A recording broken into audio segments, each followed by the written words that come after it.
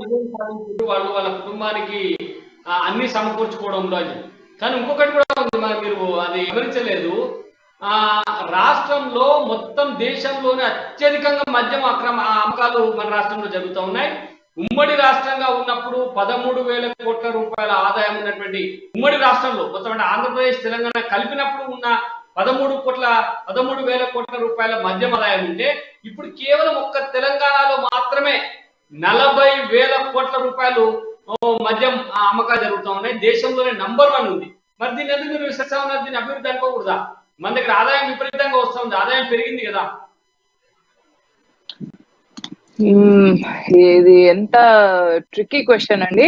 నేను దానికి మీకు ఎక్స్ప్లెయిన్ చేస్తాను. ఉమ్మడి రాష్ట్రంగా ఉన్నప్పుడు 13,000 కోట్ల ఆదాయం ఉన్నది. ఇప్పుడు కేవలం తెలంగాణ అయినప్పుడు అంటే తగ్గించినతో కూడా ఇది ఇంకా ఇంక్రీజ్ అయింది 40,000 కోట్లు. ఓకే, మీరు అన్నట్టుగా అందరు కొనుక్కుంటున్నారు. అదేమన్నా మద్యం అనేది కొనుక్కొని ఏం చేస్తారండి? తాగుతారు కదా. తాగి వాడు పడిపోయిన తర్వాత ప్రొడక్షన్ ఏముంటది? ప్రొడక్టివిటీ అక్కడికి ఆగిపోయింది కదా. సో ఇట్లా మద్యానికి బానిసలుగా చేసేసి, అంటే ఫర్ ఇన్స్టెన్స్ ఇప్పుడు మనం ఒక చిన్న గ్రామంలో ఒక వార్డు తీసుకున్నాం అనుకోండి.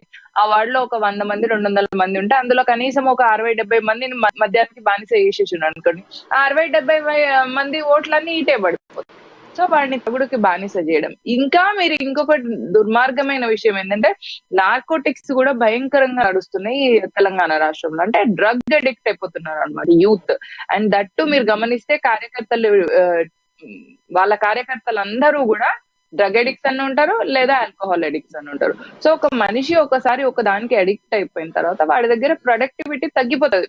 సో ఈ ప్రొడక్టివిటీ తగ్గిపోవడం వల్ల మన దగ్గర మన స్టేట్ ఒకప్పుడు బడ్జెట్ మిగులు బడ్జెట్ గా ఉన్నది, ఇప్పుడు లోడ్ బడ్జెట్ అవ్వడానికి యూత్ ప్రొడక్టివిటీ అంతా తగ్గిపోవడమే దాని కారణం.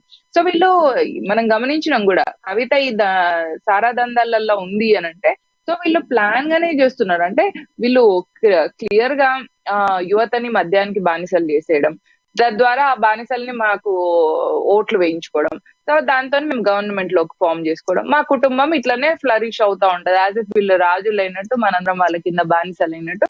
సో ఈ ఫ్లరిష్మెంట్ ని కంటిన్యూ చేసుకుందామని వీళ్ళు డిసైడ్ అయిపోయారు. సో ఈ అమాయక యువతని జాగృతం చేయడం ఎట్లా అని చెప్పేసి ప్రతి ఒక్క అనలిస్ట్, ప్రతి ఒక్క జాతీయవాది, ప్రతి ఒక్క మానవతావాది దీని గురించి ఆలోచిస్తున్నారు. కానీ ఏం చేయాలనో నిజంగా అర్థం కావట్లేదు. ఎందుకంటే వీళ్ళ శక్తి ఎంత పెద్ద ఉంది అంటే మన శక్తి సరిపోవట్లేదు యువతను జాగృతం చేయడానికండి ప్రసాద్ గారు.